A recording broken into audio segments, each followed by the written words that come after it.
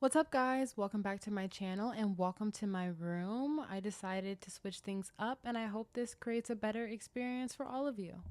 I want to just get into today's video because I've already recorded it 3 times, but today is going to be my main card prediction for Pereira and Ankalaev.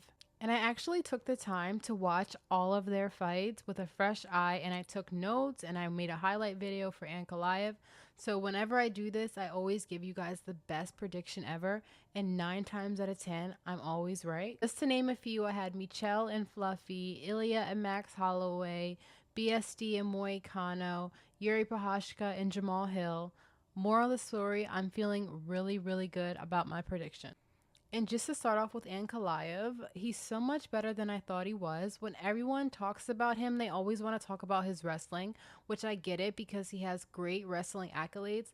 But to me, his wrestling is second to his striking. He's a dynamic striker with good boxing. He's fast, he's accurate, and he's always looking to counter. I feel like his striking is very natural, and he also has power that he doesn't have to wind up to throw a big shot. Everything just comes very natural with Ankalaev. He also does a good job of controlling the pace and coming forward, making his opponents fight on the back foot the entire time. This was the case in the Rakovic's fight, and I think that's the reason why he didn't shoot for any takedowns, because he was clearly outclassing him on the feet.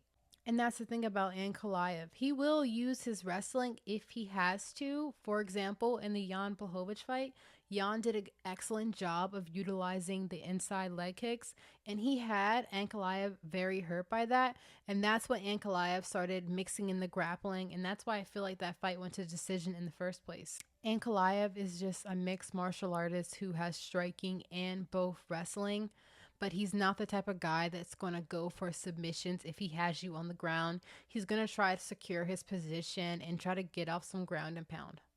And when he does shoot for a takedown, it's timed perfectly and it looks just effortless. And I believe that will just make the biggest difference in this fight. Somebody who's just willing to try to take Alex down multiple times if you have to. If you try to stand with Alex, he will find that shot to take you out if he has 5 rounds to do it.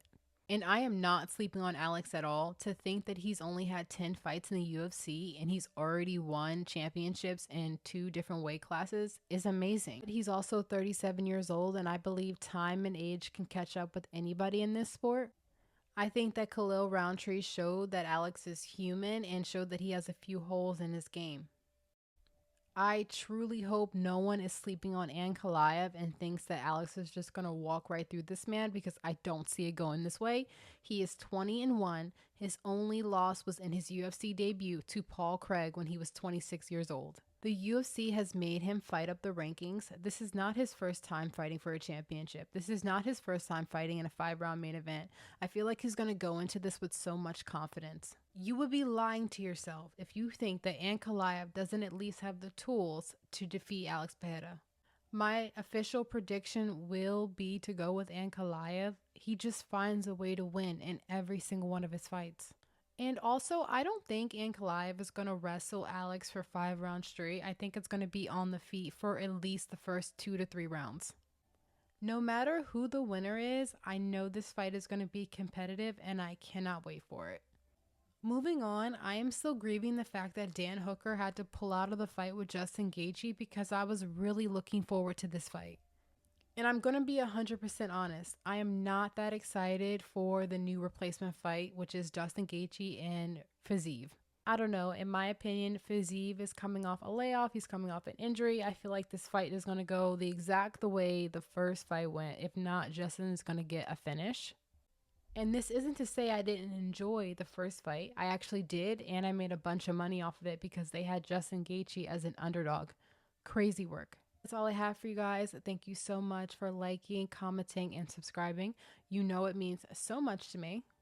I am always going to be incredibly grateful for my channel, because just a couple of months ago I had nobody to talk about the UFC with, and now I have a whole community of people, and it's just one of the highlights of my life. But until next time, bye.